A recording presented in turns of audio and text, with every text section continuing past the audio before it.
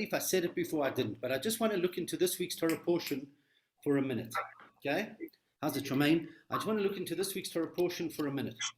This week's Torah portion starts, it's 3 days after Abraham has circumcised himself, after Abraham Avinu has circumcised himself, and he's very distressed that he doesn't have visitors. So God decides he's sending angels down to this world anyways for a particular purpose. He decides, you know what, they'll put them into human form, and that way Abraham Avinu will think that he's actually fulfilling the mitzvah of hospitality, which was so dear to him. So these angels come down. Anyways, they come. Abraham sees them. He runs over and he brings them into his house. And what does he do? What does he do? He serves them meat and milk. Now, we might have discussed it briefly before, but I want to go through it again. He serves the angels meat and milk. Remember, he thinks they're Arabs, or maybe he thinks they're Arabs, and he serves them meat and milk. So commentary asks, how can Abraham Avinu serve them meat and milk? We're not allowed to eat meat and milk. Explanation number one is that this was before the Torah was given. And although Abraham Avinu kept the whole Torah before it was given, how's it here? Although Abraham Avinu kept the whole Torah before it was given, we're just discussing that God had to send angels to this world, and because it was 3 days after Abraham Avinu's bris, and it was boiling hot, and Abraham Avinu was very distressed that he wasn't fulfilling the mitzvah of hospitality, God said, you know what, I've got to send angels down to this world anyways. I'll send them in the guise of Arabs, and Abraham Avinu will think they're human beings, and he can show the mitzvah of hospitality. He can fulfill the mitzvah of hospitality. Anyways, the angels in the guise of Arabs come to him, and the Torah says he's so excited to see them, but he serves them milk and meat. Commentary asks, how could he serve them milk and meat? So commentary says as follows. Why is it such a question? Because although the Torah wasn't given yet, we know that Abraham kept the entire Torah.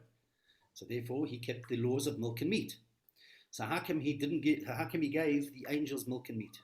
So commentary says, well, he was strict on himself to fulfill the mitzvah of milk and meat, but it was before the Torah was given, so he gave it to his guests. They weren't obligated to milk and meat. So what did he do? He served them on paper plates.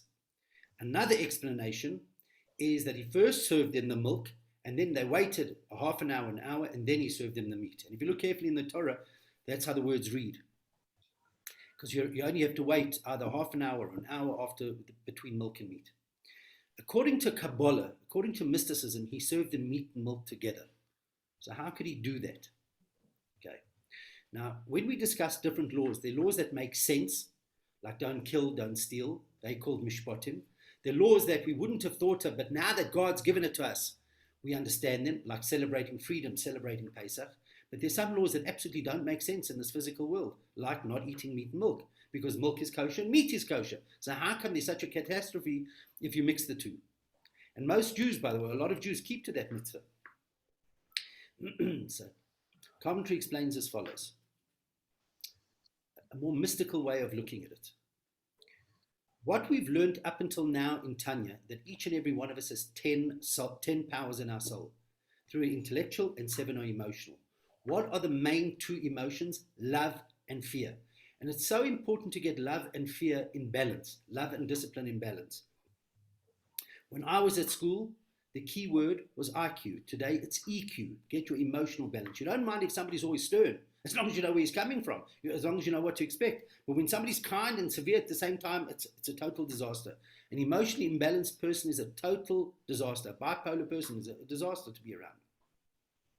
Now, what are the 2 primary emotions? Love and fear. Why do we have these emotions? Because when God, as I said before, when God created the world, God brought out from within himself these 10 powers. So the reason why we have love and fear within us is because we have a part of God within us, and God brought out these powers from within him. So the 2 primary emotions are love and fear. They even manifest themselves in color. White is the color of kindness, and black is the color of severity. It manifests itself in life and death. Life is kindness. Death is severity. Right? Whatever we eat in this world has a soul. So when we eat a piece of bread, it has the flesh, it has the carbohydrate, but it also has a soul. That's why you can't eat bread on Pesach. We'll discuss that another time. So when you eat meat and milk, you're also absorbing the soul of the meat and the milk within you. You're absorbing the soul within you. So when you eat, and it applies to any food, by the way, with this you can understand kashrus. Now, meat is red, the color of severity, and it comes from a dead animal. Its energy, its soul energy level is severity, strictness, fear. Milk is white, the color of kindness, and comes from a living animal. Its soul energy is kindness and love. And maybe that's why you serve milk to a kid for the first 2 years of his life, or for the first few years of their life. It's kindness. But when you mix the meat and milk together, you get a spiritual explosion within you. You get an explosion of meat and milk, of severity and kindness all coming together. You become emotionally imbalanced. And by the way, according to Kabbalah, you do not put your hands like I'm putting them now. You don't put right and left together. You don't mix emotion. And by the way, you'll see also that very frum men will always wear their jacket like a lady, the right over the left. The right over the left. We're very particular about severity, kindness. It applies to putting in our shoes, etc. It applies in many, many levels of our life. Now, why did Avraham Avinu serve meat and milk to the angels? Because Avraham Avinu wasn't naive. Abraham could identify an angel. Where do angels live? In heaven, where godliness is revealed. Where godliness is revealed, meat and milk can come together. Severity and kindness can come together. The only place where it can't come together is in this world. But at the highest places of level, it can coexist. And that's why he served them meat and milk. Okay, that's number one. Just another point from this parasha, which I saw a beautiful essay from Rabbi Jacobson, is that God destroys the city of Sodom in this parasha. And what is Sodom? Sodom wasn't just a place in the Middle East, but Sodom was a place where everybody was corrupt, right? They were absolutely perverted capitalists. They didn't allow charity to be given in their city. And one day, because they didn't want poor people, they didn't want to have, it was pure capitalism. One day, a beggar came to town, and a young girl fed him some food. They were so angry, they painted her with honey and they served her to the bees. She screamed up and God said, I'm going to destroy Sodom. The only people who were allowed to escape was Lot and his wife and family. We all know the story that Lot's wife looked back and became a pillar of salt. How does that apply to us today? And that is as follows. Sometimes in our life, we emigrate to the city of Sodom. We become corrupt. We become perverted. We become sick. Right? We muck up our lives. And we start to spiral downward. And a little voice within us says, get out. Get out. Like Lot and his wife, get out. Get out of your Sodom, because if you don't get out of your Sodom, your life is going to blow up. It's going to go up in flames. You break every discipline. Get out. But when you do get out, don't look back, because if you look back, you will become a pillar of salt. What is salt? Salt in itself is inedible. If it dominates a dish, you can't eat it. If you keep looking back in life, you will become a bitter person. You'll become a bitter person that you'll become wallowing in guilt and negativity and depression. You won't get anywhere. So what do you have to do? You have to be able to put your past behind you. So in other words, you can look in the rearview mirror of life, but you can't keep looking backward. Because if you keep looking backward, what's going to happen? You are going to become a pillar of salt. Now, how do you do that? If you have mucked up your life, or even if you haven't mucked up your life, even if you haven't, how do you do that? How do you control it? So three things you can control. You can control your action, your speech, and your thought. And that's what we're going to learn about now. Today, we're going to start chapter 4. Now, just to recap again, chapter 1 told us that we have two souls.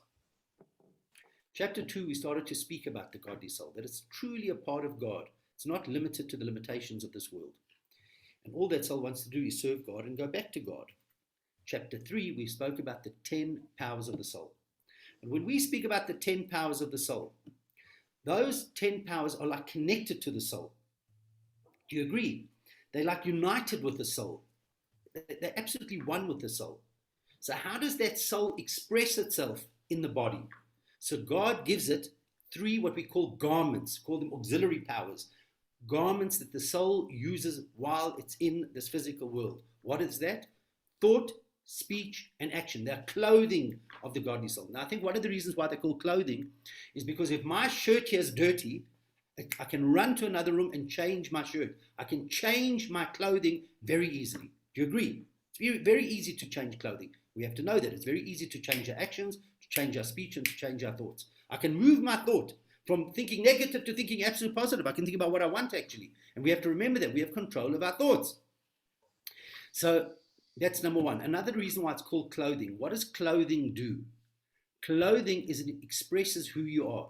If I want to communicate to the world how I'm feeling today, not in a false manner, but when a person gets up in the morning, if a person puts on a tracksuit, what are they saying? They're saying they want to be casual today. They're communicating to the world they want to be casual.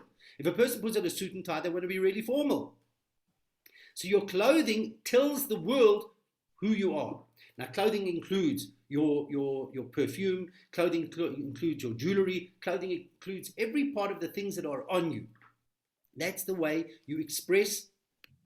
That's the way you express yourself to the world, through the clothing. In fact, I once saw that Levi Strauss, the jean manufacturer, had created fabric that there is current in it. In other words, you can use your clothing as a telephone, something like that. And if I'm not mistaken, Under Armour shoes has Wi-Fi in it. Okay, if I'm not mistaken, just check that out. But what I'm trying to say is that even through our clothing, can you imagine when we're not going to carry a cell phone, because your cell phone is also your clothing today? It's an expression, something that's external to me that helps me express. But can you imagine when this goes into the fabric, when it goes into the fabric of my clothing, and all I have to do is speak because it's just being communicated through my clothing? We're not far from that, by the way. Think about that. It's going to happen. So we won't have to carry this. I think they already speak about a band that goes around, like almost an imaginary band that goes around your wrist that carries your entire cell phone in it. Okay, that's going to be, and even like a hologram. So it's amazing stuff. Where we're going with it. So what I'm trying to say is that you communicate to the world through your clothing. So let's think about our soul for a minute. We have a soul in this world. The soul is intellect and emotion. How do I connect back to God? How does that soul express itself? The soul powers are united with the soul. So it needs to express itself. So God gives a thought, speech, and action. So if I want to connect my intellect, my chokhmah, my bina, my das, the three intellectual powers of my soul, if I want to connect them back to God, I have to use thought. I think about God. I take the Torah, which is in this book. I take the Torah, which is in this book. I think about it. What is the Torah? The Torah and God are one. That's fundamental to write down. The Torah and God are one. God and the Torah is one. God took his infinite being and condensed himself into this book. And when we think about what's in this book, when we think about it, Chokhmah, Bina, and Das, we activate Chokhmah, Bina, and Das, the three intellectual powers of our soul, and through the thoughts we connect back to God. Otherwise we can't connect back to God. How do we connect our emotions to God? How do we connect our emotions back to God? So I've got a soul with these 7 emotions. The primary 2 are love and fear. How do I connect them back to God? Through speech and action. I'll give you an analogy to explain what I mean. The analogy is as follows. There's a husband who dearly loves his wife. Okay? But like many husbands or many spouses do, they somehow forget to communicate that they love their wife. They love their spouse. And one day, the husband dearly loves the wife. We use a husband-wife experience. The husband dearly loves the wife. He just forgets to remind. He's so at home with her, and he's so casual in the relationship that although he deeply loves her, he just forgets to say, I love you. And he forgets to express it through gifts, okay, which happens to many spouses. Now he loves her. The love is there. The love is burning in his heart. But he doesn't do it. He's so at home with the relationship. And one day, they're married for a whole bunch of years, she turns around to him and says, why don't you ever show me that you love me? Okay? Why don't you ever show me that you love me? So think about that. The love is there, but he hasn't expressed it through speech and action. He didn't say, I love you, and he didn't buy her a gift. That's one level. Then you have another level. Then you have another level where the husband dearly loves the wife. It comes her birthday, and he wants to show her that he loves her. So what does he do? So the love is there. The love is there. He wants to show her, so he buys her a gift. And he buys her a gift with all good intention, but the gift is something that he wants. So she doesn't really appreciate it. She doesn't think that he loves her that much. The third level is where he buys her a beautiful gift. He knows that she loves jewelry. So he goes out and he buys her jewelry. but he doesn't give it to her nicely, just like throws it at her. For whatever reason, he's in a bad mood, he's emotionally imbalanced, just doesn't know how to do it properly, doesn't know how to communicate it properly. His action and speech aren't good. So the love is there, but he's mucked it up. The ultimate way is when he dearly loves her and he buys her something that she wants, and it doesn't have to be expensive, by the way. Right? It doesn't even have to buy something. It's just something that's important to her. He goes out and gives it to her, and he says, I love you, please accept this. What happened at that moment? Through speech and action, the two souls have become much more connected. Do you agree? They bonded better. She appreciates. All of a sudden, she's just so appreciative. She is just so appreciative of the love that's coming out of the husband through speech and action. So the only way the soul powers can be experienced in the world, can be felt in the world, is when it comes through speech and action. So speech and action allow love to come out. And I've always said, now, just think about our relationship with God now. God gives us 248 things that he loves. So he doesn't love jewelry, and he doesn't love this. He's got 248 idiosyncrasies that he absolutely loves. He absolutely adores it when you put a mezuzah on the door. He absolutely adores it when a lady lights Shabbos candles. He absolutely adores it when a whole bunch of other mitzvahs are done. 248 of them. And he absolutely despises it when a person eats treif, or a person gossips, or a person backstabs. He hates it. Good. Now whether we understand it or not is irrelevant. Let's relate that to a husband and wife relationship. You've got a husband and wife, they met each other, they dated, and now they're married, and they're living together. And even if they're living together for a while, it could be that their souls, although they're physically together, it could be that their souls haven't really got into each other. And I always use this analogy. One day the husband realizes, gee, his wife loves chocolate milk in the morning, and he doesn't like the smell of chocolate. But he knows his wife loves it, and it doesn't cost money. It's a very small thing. He gets up on Sunday morning, and he makes a beautiful chocolate milk, and he brings it to her, and he puts it next to the bed. And she wakes up and she sees it. That little thing did more than the 8 years together that they were together. That little thing touched the essence of her heart, and all of a sudden they bonded. He went out of his way to show his love through speech and action. And she realizes, all things being equal, that he actually doesn't even like the smell of chocolate milk. Now relate that to Hashem. We are created in this world, we have negatives in us. When we go out of our way to do a mitzvah for Hashem, we don't feel like bristling our kid, we don't feel like putting up a mezuzah, and we go out of our way to do it.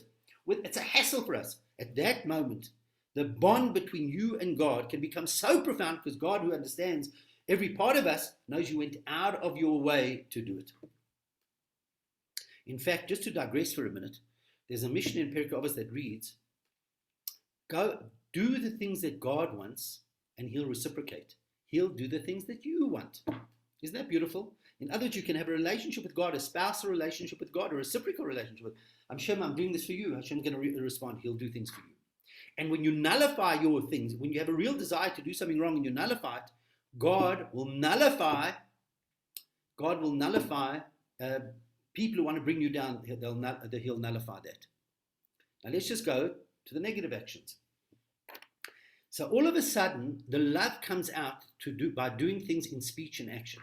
Now let's go back to our spouse over here. After 8 years of marriage, the guy works out, not only does she love chocolate milk, but she just hates it when there's fluff on the carpet. It makes her sick. It makes her sick when there's fluff on the carpet.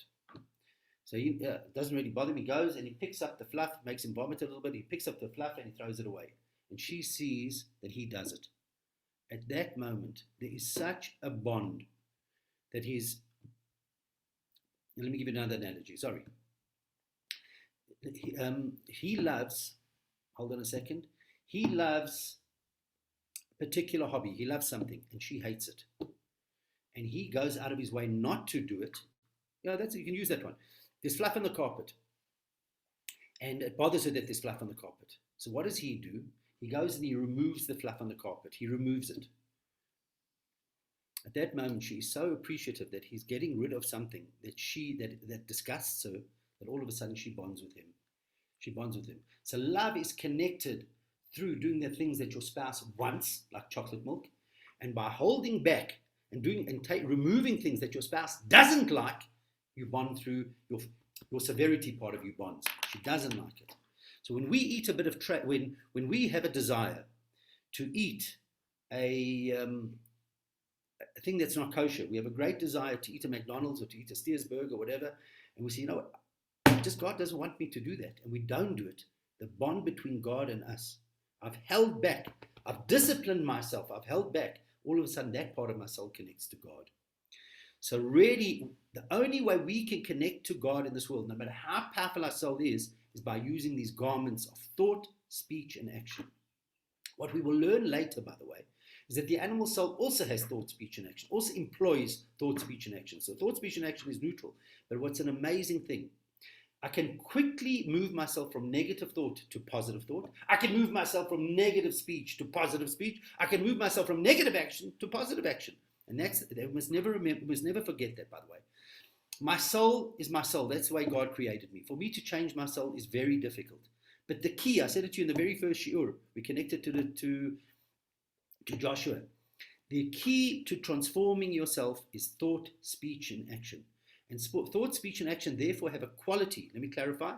Godly thought, because remember God condensed himself into this book. So when I'm having godly thought, I'm connecting back to God. And when I'm doing speech and action, when I'm doing mitzvahs with speech and action, my soul is connecting to God. This thought, speech, and action has a quality that my soul doesn't have. And that is that they can connect me back to God. Without that, I cannot express my love for God. Without them, I cannot connect myself back to God. And God, like a spouse, wants to know that he's loved. Okay, now let's start the text. Okay, chapter 4. Clear? Everybody clear? Hope you are. Clear, Rabbi. Who's that? Tia. Okay, let's go. Yeah. We're going to start chapter 4. Every godly soul, we've spoken about the godly soul, that the godly soul has these 10 powers. So this godly soul that comes all the way from the highest heaven into this physical world, this godly soul has shlosha levushim, 3 garments. Remember what I told you about garments? You can change them quickly, and the garments express who you are. What are the 3 garments? The 3 garments are shemachshava, dibur, and maisa. Thought, speech, and action. And here are the key words, shel terag mitzvahs Torah, of the 613 mitzvahs of the Torah. So it's not negative thought, speech, and action. It's not parav thought, speech, and action. It's positive thought. It's godly thought. It's thought of the Torah, speech of mitzvahs, and action of mitzvahs. What does that mean? When a person does in action, call mitzvahs maasiyos. When a person does in mitzvahs, he fulfills mitzvahs that require action. Ubedibur, and in speech, who oisik beferish kol tarak mitzvahs velchos. Now he uses speech to do what God asked him to do, to explain the mitzvahs, to learn Torah. Umachshava, and in thought, who masik kol mash'efshel hasik bepshat remish drush soida Torah. He uses his thought to understand the different levels of the Torah, whatever level he can. I will discuss next week, by the way, Pardes.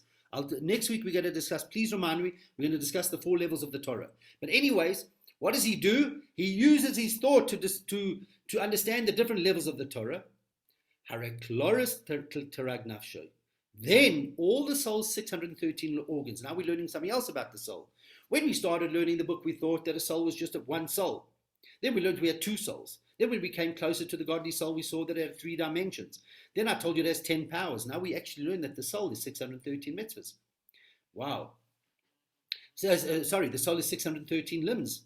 So the soul is broken up into 613 parts. That's interesting, the 613 mitzvahs. So Haraklolis terag avre nafshe, malvishim terag mitzvahs Torah. Then all of a sudden, every part of our soul becomes totally connected back to God. And that is just so exciting. So if I want to connect myself back to God, I need godly thought, godly speech, godly action. I just want to conclude. I have a 10:30, so I have to get off a bit early. I just want to conclude by saying that tonight is the anniversary. What's the anniversary tonight? It is the 17th of Cheshvan. Tonight is the anniversary of the flood. Now, I said it in yesterday's shir that when the rain was falling, right, even though the humanity was so corrupt, when the rain was falling, the rain of the flood, if they would have repented immediately, if they would have changed their thought, speech, and action immediately, the rain would have been turned from cursed rain to blessed rain.